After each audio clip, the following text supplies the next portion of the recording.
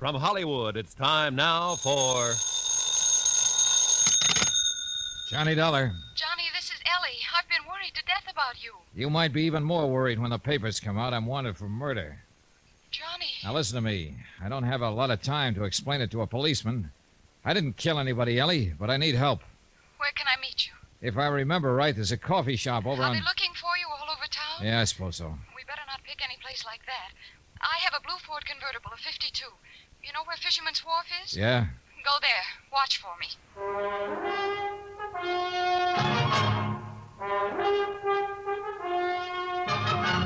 Tonight, and every weekday night, Bob Bailey in the transcribed adventures of the man with the action-packed expense account, America's fabulous freelance insurance investigator. Yours truly, Johnny Dollar.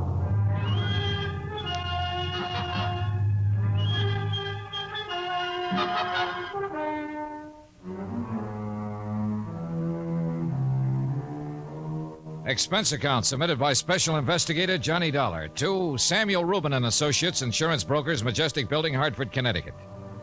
The following is an accounting of expenditures during my investigation of the Salt City matter.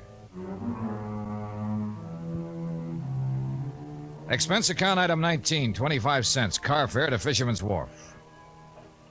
Standing there in the light rain, it occurred to me that 48 hours had gone by since I'd last closed my eyes. I might have been reeling a little when Eleanor Strouber showed up.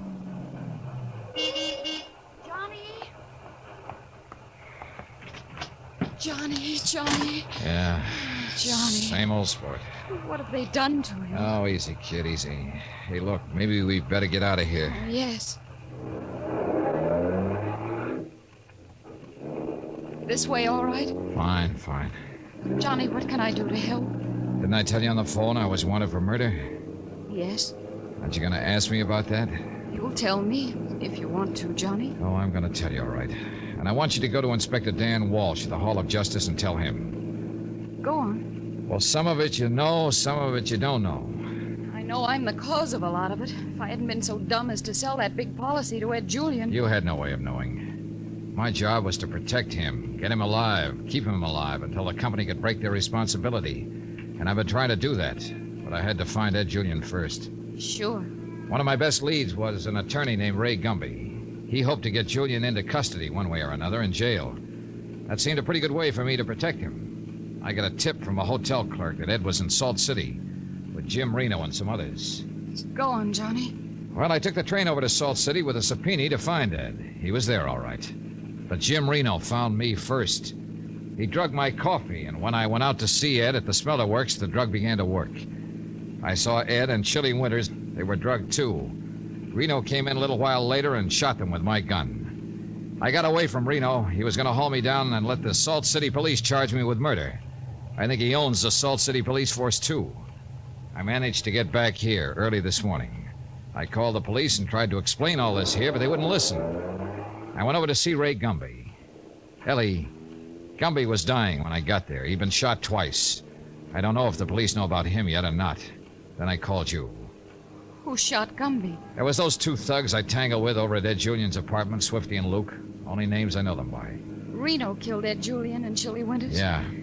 Anything else? Oh, no. One place the police won't be looking for you is my office. There's a nice couch there. You need some rest. She drove me over to her office, and 10 minutes later, I was asleep. About 7 o'clock, I woke up, and for the first time in days, my head was clear. Clear enough to think of a man with a pencil-marked mustache who'd sold me information about Ed Julian being in Salt City. I found him in his rooms. Oh. Yeah, we got business. What are you... Hey, please, my lapel. You worry about them good and hard. I'm worried about the two men I saw murdered in cold blood in Salt City yesterday. I'm worried about the man who died in my arms early this morning. Most of all, I'm worried about myself. Please! Now, look. When you came to my hotel 2 days ago, you were taking a big chance about telling me where Ed Julian was. But it didn't make sense, because your kind don't take chances. What do you mean? I mean somebody paid you to look at me and tell me Julian was in Salt City. Oh, no, Mr. Dollar. Oh, Ed's wife didn't know he was there. The police didn't know he was there. No one but you. Now, once again, who paid you to tip me off that Ed Julian was in Salt City? Honestly, Mr. Dollar, I'm just a clerk there. It was just as I explained. I happened to be working the switchboard, and a call came in for Mr. Julian, and I just happened to overhear... You're lying. Please. I was in Ed Julian's apartment. His calls don't come through your switchboard downstairs. He's got a private line. Please. Now, once more. Who paid you to tell me that Ed Julian was in Salt City? No one paid me. Who was it? He'll kill me if please, Mr. Dollar. Who is it? Mr. Julian himself. What? Honestly, it was Mr. Julian. Before he left town 2 nights ago, he told Mr. Swift and Mr. Luke, all of us, to make it difficult for you. And then he sent me a special delivery letter with $50 in it and told me to go to you and tell you he was in Salt City. Okay, relax. What? I don't want you to make a move. I just want you to stay where you are for the next half hour. Clear? Expense account item 20, 20 cents phone call to Eleanor Strober. Johnny, are you all right? I'm getting better every minute. Did you talk to the police? Yes. They want to see you very badly. I'll go to see them as soon as I clear up some other business. Johnny, be careful. Don't worry about me. Did you tell them about Ray Gumby? Yes. They found his body. You have an awful lot of explaining to do. Now, look, I got another pickup for them. What? Not a body, just a hotel clerk. He's in his room at 412 Turk Street. I think he'll be out cold for another 10 minutes. I just conked him. Well... Phone the police and tell him to send somebody out to pick him up. He's part of my story, and he'll tell it. But, Johnny... And tell him to be sure and pick up Swift and Luke for Gumby's killing. Got all that? I think so. See you later. Johnny, be careful.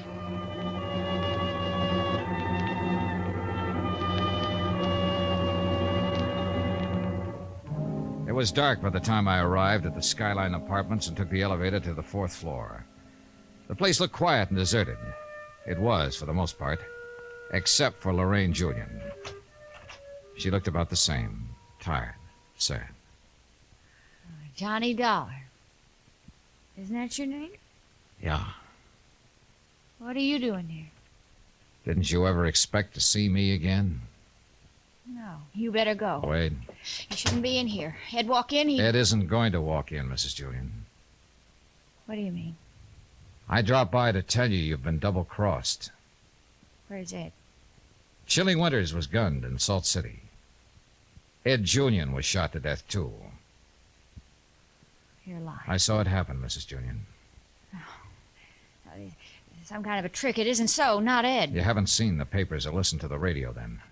They all have the story by now. It is true. Yeah, all of it. Ed told you to keep me guessing when I came around looking for him, right? Yeah, sure. Maybe you didn't know, but you were helping Jim Reno put the finger on him. I don't believe you. Ed can't be dead. Neither can Chilly Winters, then, huh? It was Chilly they wanted out of the way. They wanted Chilly out of the way. Uh-huh. Well, Chilly and Ed are out of the way now, and Jim Reno's in command. What a fool. What a fool I've been. I'd have done anything for him. He asked me to get you to go over to Salt City. I loved him. There's no way to bring him back, Lorraine. But you can help me get Jim Reno. How? Will you sign a statement? Anything. Get some paper.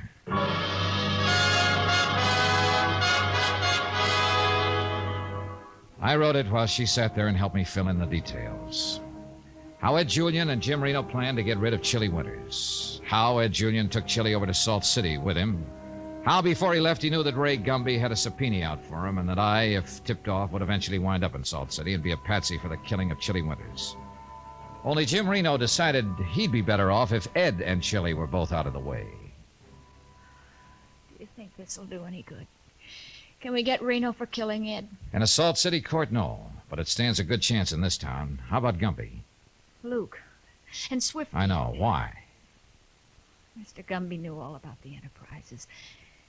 If there'd been any kind of investigation... So they just put him out of the way, huh? Yeah. Nice people. That's one trouble. You never usually ask about the people you fall in love with. You just go ahead and do it. We better find a notary public. I have to turn myself into the police. A lot of things have to be explained to them. think you better get over to Salt City and explain some things there, Dollar. Mr. Reno. Yeah. Hello, Lorraine. What's tricks? You killed Ed. Didn't this insurance man tell you that he shot him? Huh? Well, don't you worry. You got $50,000 coming to you now. You want to thank him. $50,000 is a lot of money. You... Easy, sugar. I'm liable to blow your head off. You killed Ed. Well, I did it for this fella. I do, kid. Only room for one guy in our business, and that's me. Kind of figured you'd be here, Dollar. You're a tough man. Come on. You and me, we're going back to Salt City. The police say I want to talk to you. I'm still your patsy, huh? You're still it, brother. They want you as bad as ever where I run things. Don't! This thing might go off! Don't move, Lorraine. Is he dead? No, lie still. I'll call a doctor. Once you said I looked like a nice girl. Tell me that again. Please. Tell me. Yeah. A nice girl.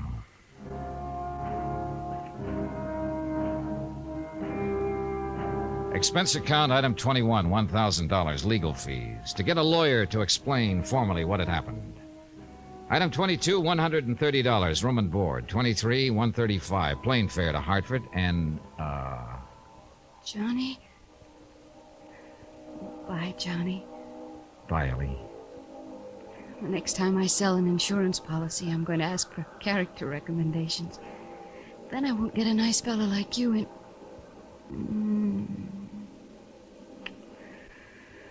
Johnny, will you be back?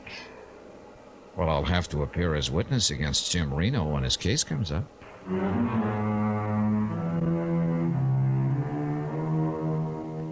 Item 24, $2, 2 drinks. Yep, for Eleanor and me. Expense account total, $3,262. Remarks, none. Yours truly, Johnny Dollar.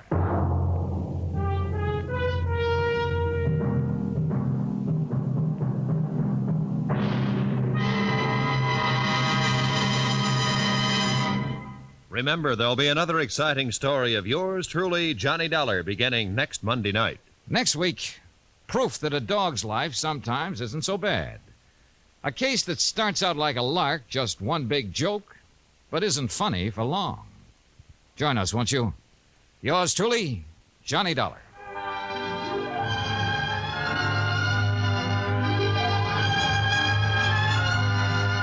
Yours truly, Johnny Dollar, starring Bob Bailey, is transcribed in Hollywood. Written by John Dawson, it is produced and directed by Jack Johnstone. Heard in this week's cast were Barbara Fuller, Gene Tatum, Barbara Eiler, Lawrence Dobkin, Dick Ryan, Jack Edwards, Barney Phillips, Junius Matthews, and Tony Barrett. Musical supervision by Amerigo Marino. Be sure to join us on Monday night, same time and station, for another exciting story of yours truly, Johnny Dollar. Roy Rowan speaking.